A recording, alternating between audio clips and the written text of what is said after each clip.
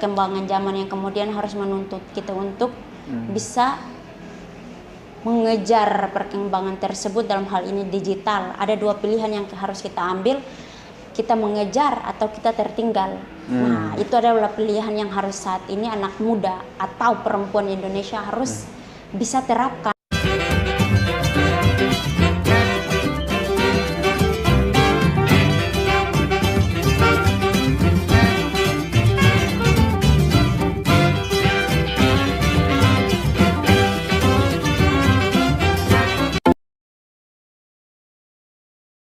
Bismillahirrahmanirrahim. Assalamualaikum warahmatullahi wabarakatuh. Kembali lagi bersama saya di channel Rumah Institut. Alhamdulillah pada kesempatan malam hari ini seperti suasana sebelumnya, sekarang masih dalam rangka bulan suci Ramadan. Semoga untuk kawan-kawan semua masih lancar dalam menjalankan ibadah puasanya. Tentunya hari ini sudah menjelang Hari Raya Idul Fitri. Saya pribadi dari Rumah Institut mengucapkan minal aizin wal faizin, mohon maaf lahir dan batin. Tentunya malam ini saya berkesempatan hadir bersama sosok perempuan hebat tentunya, dan tak kalah menarik tentunya malam hari ini. Kebetulan beliau sudah menyempatkan waktunya untuk hadir di tengah-tengah untuk berbagi di channel Rumah Institut. Tentunya kita pasti penasaran siapakah beliau. Coba kita sapa terlebih dahulu. Assalamualaikum Kakak Fitri. Waalaikumsalam warahmatullahi wabarakatuh. Waalaikumsalam warahmatullahi. Bagaimana kabar Kak Fitri? Alhamdulillah sehat walafiat. Syukur alhamdulillah. Gimana, lancar puasa? Alhamdulillah masih lancar. Masih lancar ya. Tentunya Kakak Fitri ini sekarang masih menjadi di struktur fungsionaris Bendahara Kopri PBPMII, kira-kira begitu. Di sisi lain, cuma saya kebetulan kenalnya beliau adalah bendahara. Di sisi lain yang mungkin masih banyak struktur yang beliau ikuti, saya masih belum paham. Tapi yang jelas saya melihat sosok Kak Fitri ini dari bendaharanya. Dan tentunya Kakak Fitri ini mempunyai sebuah skill, istilahnya berbicara tentang digital Kakak Fitri. Itu tidak lepas jauh dari hal itu. Nah, tentunya saya ingin tanya ke Kak Fitri ini. Kita berbicara tentang persoalan perempuan cakap digital, Kak Fitri. Nah, mungkin kalau kita melihat dari data yang ada dari Kominfo, antara laki-laki dan perempuan itu justru pengguna internet terbanyak adalah perempuan, Kak Fitri. Nah, mungkin Kak Fitri terlebih dahulu untuk ada pengantar perihal ini. Monggo, dipersilakan. Perempuan cakap digital ya. Yang pertama, sejak 2021 sampai saat ini Indonesia telah mencapai 203,23 pengguna digital aktif atau pengguna internet aktif. Nah, otomatis 76% dari jumlah penduduk Indonesia. Nah, di sini cakap digital tersebut menjadi representasi dari masyarakat Indonesia. Lalu kemudian pengklasifikasian yang sempat sahabat sampaikan bahwasannya perempuan pengguna terbanyak. Betul. Karena perempuan adalah suatu unsur makhluk sosial yang tinggi partisipasinya terhadap hal-hal baru dan memiliki tingkat penasaran lebih tinggi. Betul. Nah, menurut saya ya. Nah, kenapa perempuan adalah partisipan yang paling tertinggi di Indonesia? Karena banyak aplikasi-aplikasi yang kemudian cenderungnya banyak yang hipuria. Ada beberapa juga yang bisa dimanfaatkan untuk bisa menghasilkan ekonomi atau duit. Ada juga beberapa bisa untuk menjadi ruang curhat perempuan. Sehingga dalam hal ini, kalau menurut salah satu senior saya, dia mengatakan bahwa digital ini adalah dua mata sisi pisau yang kemudian ketika kita melakukannya atau kita mengaplikasikan dalam hal positif, maka kita akan mendapat nilai positifnya. Tetapi sebaliknya, apabila kita mengaplikasikan yang melalui hal-hal yang negatif, maka kita akan mendapat dampak negatifnya yang paling banyak. Nah, pertanyaannya, ini perempuan banyak mengarah ke hal positif atau negatif. Nah, di sini nih masalahnya. Sedangkan perempuan-perempuan sampai saat ini yang lagi marak-maraknya aktif dan update banget terhadap aplikasi-aplikasi yang sekarang lagi viral banget atau lagi banyak digunakan oleh masyarakat Indonesia seperti Instagram, TikTok, Facebook, YouTube. Nah, kita kembali lagi ke unsur positif dan negatif, mana yang lebih cenderung. Sekarang yang lebih banyak bisa untuk mendoktrin itu melalui TikTok. Nah, ya, betul. Banyak TikTok di situ. ya. Cara tercepat untuk mendoktrin, cara tercepat untuk menyampaikan informasi, cara tercepat untuk berbisnis, cara tercepat untuk melakukan hal-hal negatif juga di situ. Kayak ada konten-konten yang kemudian tidak mendidik. Kenapa saya sampaikan tidak mendidik? Karena muatan-muatannya tidak edukasi. Tentunya bagaimana menurut tanggapan Kakak Fitri ini ya, selaku Kakak Fitri ini kan punya job spesialisasi di bidang hal itulah, artinya bidang tentang komunikasi. Nah, bagaimana ketika melihat tentang era globalisasi digital khususnya hari ini, bagaimana cara mengedukasi hal-hal yang ini sehingga arah digital ini benar-benar diarahkan kepada hal-hal positif? Mungkin dari ya, menarik ini. Kalau dikatakan job spesialisasi digital, enggak juga sih sebenarnya. Emang saya lulusan dari sarjana sosial dalam hal ini komunikasi ya, tapi tidak terlalu intens dalam hal ini. Perkembangan zaman yang kemudian harus menuntut kita untuk bisa mengejar perkembangan tersebut. Dalam hal ini digital, ada dua pilihan yang harus kita ambil, kita mengejar atau kita tertinggal. Nah, itu adalah pilihan yang harus saat ini anak muda atau perempuan Indonesia harus bisa terapkan. Anda mengejar atau Anda tertinggal. Nah, di situ hal-hal apa yang bisa bernuansa atau berunsur edukasi. Nah, tadi kan baru saya sampaikan sebagiannya saja, yaitu faktor negatifnya. Faktor-faktor positif, saya lihat sekarang ada konten-konten kreator yang kemudian dia mampu untuk mengaplikasikan hal-hal positif. Seperti TikTok dia gunakan sebagai lahan bisnis. Lahan bisnis seperti apa? Dia jualan, dia pokoknya online shop apapun itu. Saya lihat dari produk kecantikan, fashion, dan produk-produk herbal untuk kesehatan. Apalagi masa pandemi kayak sekarang kan, saya lihat banyak. Tapi ya tidak menutup kemungkinan juga hal-hal negatif tadi, kayak hal-hal yang kemudian kontroversi selalu dikembangkan di situ. Kan masing-masing punya job tersendiri ya, sahabat-sahabat yang suka menggunakan TikTok ini. Menurut mereka cara cari uang itu kan ada dua cara, ada baik dan buruk. Nah, di sini tinggal dipilih saja. Nah, TikTok itu adalah salah satu caranya untuk bisa menghasilkan duit, tetapi sahabat-sahabat mampu aplikasikan dengan cara yang baik apa buruk. Ya, cara yang buruk ya tadi ada yang mengeluarkan atau ada yang menampilkan konten-konten yang tidak senonoh, ada yang menampilkan konten-konten yang kemudian bisa merugikan diri sendiri, tetapi di sisi lain dia bisa mendapatkan omset yang luar biasa. Betul.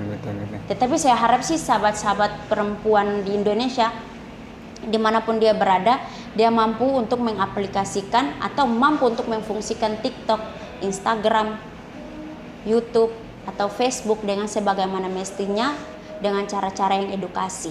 Karena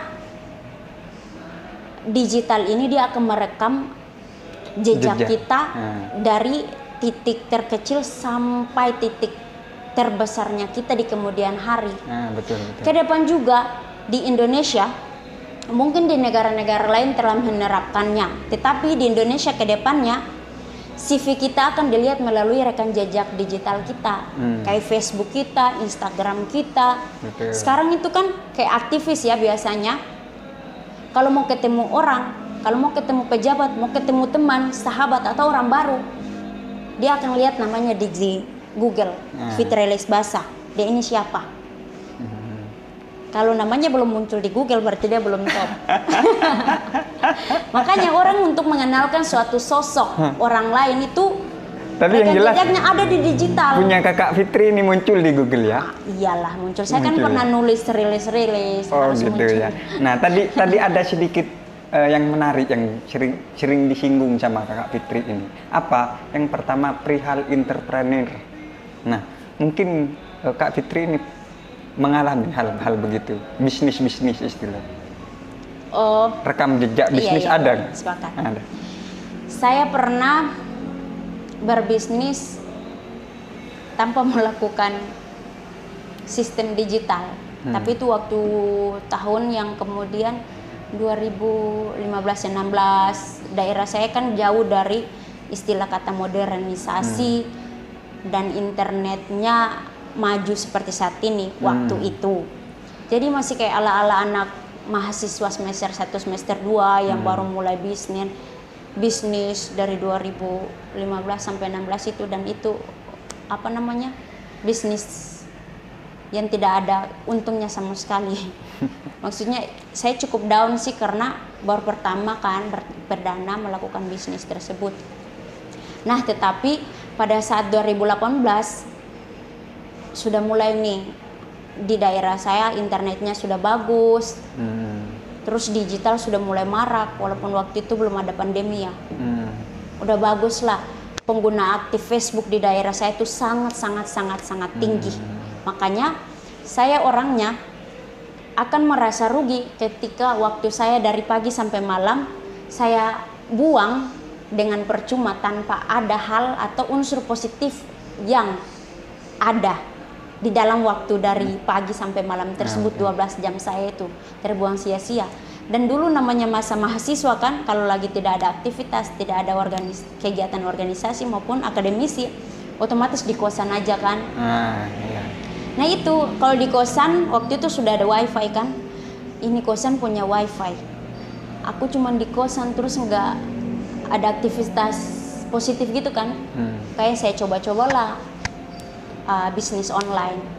Nah di situ tuh perdana bisnis online, karena kan selain digital kita fungsikan untuk mendapat informasi lokal dan internasional. Kita harus bisa mendapatkan sesuatu yang beda juga, sesuatu yang bermanfaat juga melalui digital tersebut. Pemikiran saya pada saat itu kayak gitu, makanya saya jualan online waktu itu. Dan tanpa modal yang gede. Makanya itu jualan online itu sebenarnya kalau sahabat-sahabat atau teman-teman mampu untuk bisa mempunyai ilmu komunikasi atau promosi, saya rasa teman-teman aktivis dan mahasiswa mampulah. Cuman antara mau dan tidak aja. Persoalan bisa itu pasti bisa, tapi mau apa tidak. Di situ aja sih. Iya, betul. Karena kalau melalui bisnis online itu bisnis yang paling termudah. Kenapa? Karena kita cuman posting dan mempromosi. Posting untuk mempromosi melalui WA, melalui IG atau Facebook. Yang penting rajin. Itu ya istilah katanya kita manusia yang kemudian hanya mampu untuk berusaha. Rezekinya kan otomatis dari Allah Subhanahu wa Ta'ala yang kemudian memberikan rezeki tersebut. Betul. Yang penting kita usaha dulu. Iya, tapi alhamdulillah itu salah satu bisnis yang saya pernah rugi, tapi ya nggak seberapa sih ruginya. Masih buat bangkit lagi untuk lanjut berbisnis. Makanya bisnis online sampai sebenarnya hari ini tetap berjalan. Pas saya di Jakarta saya putus. Putus ya. Karena kan ruang lingkup saya waktu itu kan mahasiswa yang saya tahu karakternya. Oh, mahasiswa itu sukanya kayak gini. Mahasiswa daerah saya kan di Maluku, Pulau Buru. Mereka hobinya kayak gini. Mereka fashionable tapi dompet mereka segini. Jadi saya mampu untuk menawarkan mereka dengan produk ini. Saya paham paham karakter mereka, kebutuhan mereka, kesukaan mereka. Tapi kalau di Jakarta saya nggak paham itu. Karena di Jakarta ini sudah terlalu luas. Sudah banyak ya. Iya, betul. kayak lingkungan kita saja. Kalau lingkungan saya pada saat saya S1 kan saya tahu. Lingkungan saya itu, saya tahu lah budget mereka, masing-masing kantong tuh kayak gimana kan mahasiswa namanya di daerah. Saya tahu, makanya saya tahu. Untuk bisa mengklasifikasikan produk saya terhadap mereka. Saya tahu itu. Tapi kalau di Jakarta kan kita nggak bisa membedakan. Ini Betul. orang menengah ke atas, ini orang menengah ke bawah, nggak bisa sama sekali. Nah mungkin yang terakhir Kak Fitri, apa namanya, kan tadi kita kembali ke awal. Tadi kan kita berbicara tentang perempuan cakap digital. Mungkin harapan dari Kak Fitri perihal tentang pembahasan malam ini apa untuk perempuan seluruh Indonesia? Mungkin harapannya Kak Fitri. Harapan saya untuk perempuan-perempuan se-Indonesia, terutama kita semua harus mampu untuk memfungsikan diri kita sebaik-baik mungkin untuk berguna terhadap yang pertama diri kita sendiri. Betul. Yang kedua terhadap agama, yang ketiga terhadap negara. Kita harus benar-benar mampu memfungsikan 3 hal tersebut. Karena kenapa harus diri kita terlebih dahulu? Karena untuk merubah suatu lingkungan, terutama lingkungan itu harus melihat dan cerminan dari diri kita terdahulu, baru kita mampu untuk merubah lingkungan tersebut. Betul. Karena lingkup agama dan negara ini besar, sehingga kita harus mampu untuk menerapkan terhadap diri kita terlebih dahulu, untuk kemudian kita aplikasikan ke lingkungan agama dan negara kita. Dan tadi kan yang terakhir Kak Fitri, mungkin ini adalah yang paling terakhir dan yang paling terakhir, nambah palingnya kan. Nah, jadi yang paling terakhir mungkin ada satu harapan untuk channel Rumah Institut dari Kak Fitri. Monggo. Saya adalah salah satu orang yang sangat mendukung anak muda untuk kemudian bisa mengaplikasikan hobinya dan kreativitasnya. Sangat. Kalau saya bangga sih. Karena apa mereka bisa tapi saya nggak bisa. Padahal kita. Karena mungkin saya belum mau ya. Iya, karena keren. Tidak semua, apalagi aktivis kan tahulah ruang gerak kita kayak gimana, sok sibuk tapi nggak bergaji. Tapi ada orang-orang tertentu yang mau melakukan hal-hal yang kemudian bisa memanfaatkan digital, entah itu hobi atau juga untuk bisa menghasilkan uang. Itu adalah suatu tindakan positif yang harus ditiru oleh semua anak muda di Indonesia. Betul. Kan orang tuh banyak tuh menulis di status Instagram, status Facebook, sepanjang lebar apapun. Saya dulu suka kayak gitu. Setiap ada konflik, setiap ada masalah di daerah, saya tulis sudah kayak koran, panjang banget. Tapi semakin kesini saya pikir tidak ilmiah sekali. Saya seorang, walaupun itu juga tulisan, kadang-kadang kan ada yang apresiasi kan. Tapi saya pikir di titik ini kita tidak perlulah menggembor-gembor seperti itu. Kalau gentle, kalau benar-benar ingin menyelesaikan atau menyuarakan hasil pikir kita, maka kita harus melalui tulisan-tulisan yang kemudian terverifikasi di media-media nasional. Kalau di daerah, media daerah. Tapi kalau kita di tingkatan nasional harus melalui jalur media nasional agar bisa jadi sorotan dan mungkin bisa ditindaklanjuti. Tentunya sangat luar biasa ini apa yang kita bagikan oleh Kakak Fitri. Dan saya ucapkan banyak terima kasih kepada Kak Fitri. Ya, terima kasih sudah juga. meluangkan waktunya untuk berbagi di channel Rumah Institut. Tentunya tanpa Kak Fitri, Rumah Institut tidak akan besar. Jadi tentunya masih perlu yang namanya support dari kawan-kawan kita semua, khususnya para penonton di channel Rumah Institut. Jangan lupa terus dukung channel Rumah Institut untuk semakin maju dan semakin lebih bermanfaat untuk seluruh halayak umum. Mungkin itu saja dari saya, kurang lebihnya mohon maaf. Assalamualaikum warahmatullahi wabarakatuh. Waalaikumsalam warahmatullahi wabarakatuh.